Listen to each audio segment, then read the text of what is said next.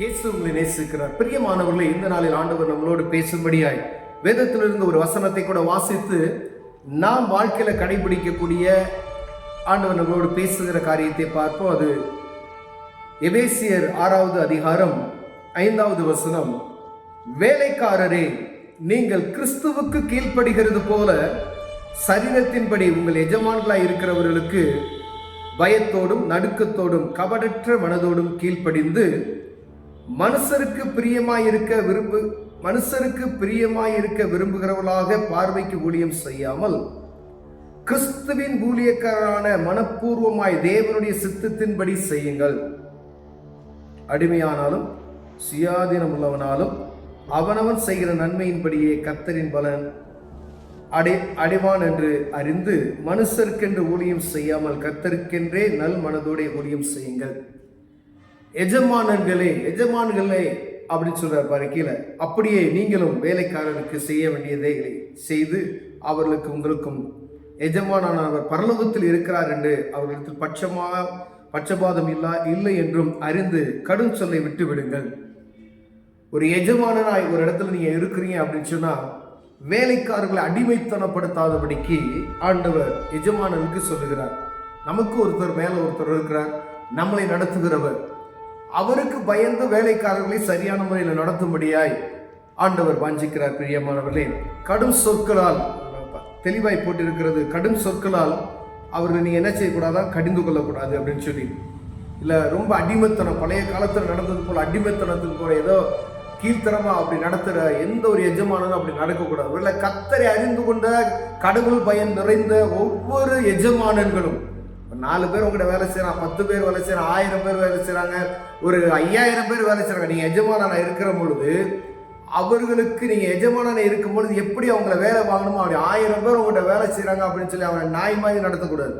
கர்த்தருக்கு பயந்து உங்களுக்கு ஒருத்தர் மேல இருக்கிறாரு, அவர் உங்களை பார்த்துக்கிட்டே இருக்காரு அப்படின்னு சொல்லி அவர்களுக்கு நியாயமான காரியத்தை நீங்கள் செய்யும்படி ஆண்டவர் வாஞ்சிக்கிறார். அதே போல வேலைக்காரர்களே, நீங்கள் கிறிஸ்துவுக்கு கீழ்ப்படுகிறது போல கடவுள் பயம் நிறைந்த ஒவ்வொரு மனிதனும் தன்னுடைய வேலையில சரியாய் இருக்கும்படி ஆண்டவர் வாஞ்சிக்கிறார். கர்த்தருடைய பிள்ளைகள், ஒருவேளை நீங்க ரட்சிப்பின் அனுபவத்தை பெற்றிருந்தா, கிறிஸ்துவின் அன்பை அறிந்திருந்தீங்க அப்படின்னு சொல்லி ஒரு இடத்துல நீங்க வேலை செய்யறீங்க அப்படின்னு சொன்னா உண்மையும் உத்தமமாய் வேலை செய்ய கத்துக்கலாம். அப்பதான் ஆண்டவர் உங்களை உயர்த்துவார். ஒரு இடத்துல வேலைக்கு போறீங்க, சரியான நேரத்துக்கு நீங்க வேலைக்கு போங்க, சரியான நேரத்துக்கு வேலையை முடிச்சுட்டு வாங்க. அங்க வேலை செய்யக்கூடிய நேரங்கள்ல அந்த நேரத்தை சரியா அந்த வேலையை செய்து விட வேண்டும். ஒருவேளை ஓபி அடிக்கிறது, அந்த ஒரு 10 மணி 8 மணி நேரம் வேலைனா 8 மணி நேரத்துல ஒரு 3 மணி நேரம் வேலை செய்யாம உட்கார்ந்துடுறது, அந்த மாதிரி காரியங்கள் எல்லாம் செய்யாதபடிக்கு உங்களுக்கு எஜமானர் ஒருத்தர் மேல இருக்கிறாரு.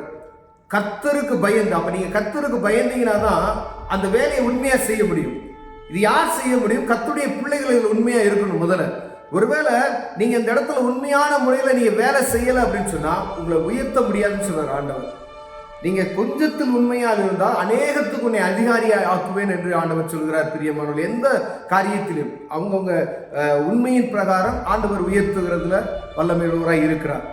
மனுஷருக்கு பிரியமாய் இருக்க விரும்புகளாக பார்வைக்கு ஊழியம் செய்யாமல், யாராவது பார்க்கணும் அப்படின்னு சொல்லி எஜமானன் பார்க்கிற மாதிரி வேலை செய்யாதபடி, ஒரு ஓனர் கடையில் இருந்தாலும் சரி, ஒரு ஃபேக்டரியில் ஒரு மேனேஜர் இருந்தாலும் சரி, இல்லாட்டி உங்க வேலை ஏதோ அதை என்ன செய்யணும், கரெக்டா பார்க்கணும்.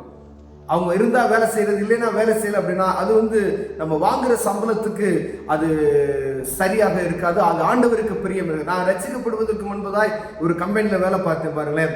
நாங்கள் ஃபுல்லா என்ன செய்வோம் அப்படின்னா பாதி நேரத்தை ஓப்பி அடிச்சிருவோம். ஆனா ரசிக்கப்பட்ட பின்பு அது கூட நினைத்து மனவேதனையா இருந்துச்சு. அது நிமித்தமா அநேக நஷ்டங்கள் ஆண்டவர் அனுமதித்தார். இதனாலதான் அந்த நஷ்டம் வந்துச்சு அப்படின்னு நாங்கள் புரிந்து கொண்டேன். பிரியமானவர்களே, ஒருவேளை கர்த்தருடைய பிள்ளைகள் எங்க வேலை செஞ்சீங்கனாலும் சரி, ஒவ்வொரு எஜமானனுக்கும் உங்களுக்கு மேல ஒரு இடத்துல வேலை செய்ய அவங்க தான் உங்களுக்கு அதிகாரி, அவங்க தான் உங்க எஜமானம். அவங்களுக்கு நீங்க உண்மையா வேலை செஞ்சீங்கன்னா அந்த இடத்துல ஆண்டவர் உங்களை உயர்த்துவார். ஏன் உங்களே எஜமானாய் மாற்றுவதற்கு ஆண்டவர் வல்லமையுள்ளவராய் இருக்கிறார். பிரியமானவர்களே, ஒருவேளை இப்படிப்பட்டதான காரியத்துல நம்ம குறைவுள்ளவராய் இருப்போமே, ஆனால் ஆண்டவர் சமூகத்துல நீ ஒரு வேலைக்கு போறீங்க, அந்த இடத்துல உண்மையாய் வேலை செய்யணும்ன்ற எண்ணம் நமக்கு முன்னாடி வரணும். கொஞ்சம் அவங்க கொடுக்கப்பட்ட அந்த வேலையில நீங்க கொஞ்சம் உண்மையா இருக்கணும்னு நீ நினைக்கிறேன், ஆண்டவர் உங்களை உயர்த்த வல்லமையுள்ளவராய் இருக்கார். பிரியமானவர்களே, ஒருவேளை இப்படிப்பட்டதான காரியத்தில் குறைச்சல் இருந்துச்சு அப்படின்னு சொன்னா அதை தவிர்த்து விடுங்க. சரியான நேரத்துக்கு வேலைக்கு போங்க, சரியான நேரத்துக்கு வாங்க. எவ்வளோ நேரம் உங்களுக்கு ஃப்ரீ டைம் கொடுக்குறோம் அந்த டைமை எடுத்து யூஸ் பண்ணிவிட்டு மற்ற நேரத்தில் சரியாக வேலையை செய்யணும்.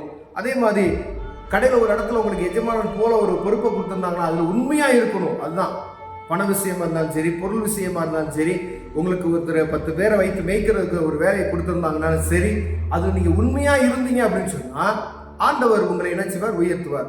அப்படி உண்மையற்ற ஒரு சூழ்நிலை இருக்குமேனால் ஆண்டவரை உயர்த்துவது, ஆண்டவர் கர்த்தருடைய பிள்ளைகளாக இருந்து அப்படி செய்யாமல் நீங்கள் விட்டீங்க அப்படின்னு சொன்னால் ஆண்டவர் உங்களை எஜமானர்களை மாற்ற முடியாது. பிரியமானவர்களே, ஒருவேளை ஒரு தேவ சமூகத்தில் நீங்கள் இப்படி குறைவு இருந்துச்சுன்னா தேவ சமூகத்தில் அர்ப்பணித்து, ஆண்டவரே நான் கர்த்தருக்கு பயந்து நான் வேலை செய்யணும்னு சொல்லி எஜமானராக இருக்கிறவங்களுக்கு உண்மையாய் நாங்கள் பணி புரியணும் அப்படின்னு சொல்லி தேவ சமூகத்தில் கேளுங்க. அந்த குறைகளை எல்லாம் ஆண்டவர் மாற்றி போடுவார். உண்மையாய் வேலை செய்ய உங்களுக்கு உதவி செய்வார். கண்களை மூடும் ஜெபம். அன்பின் தகப்பனே, ஆண்டவரே எங்கள் எஜமானருக்கு நாங்கள் உண்மையாய் பணிபுரிய எங்களுக்கு உதவி செய்யுங்க ஆண்டவரே. அப்போ ஒவ்வொரு எஜமானனும் ஆண்டவரே வேலைக்காரரை நீதியாய் நடத்த உதவி செய்யுங்க. இயேசுவின் நாமத்தில் பிதாவே, ஆமென்.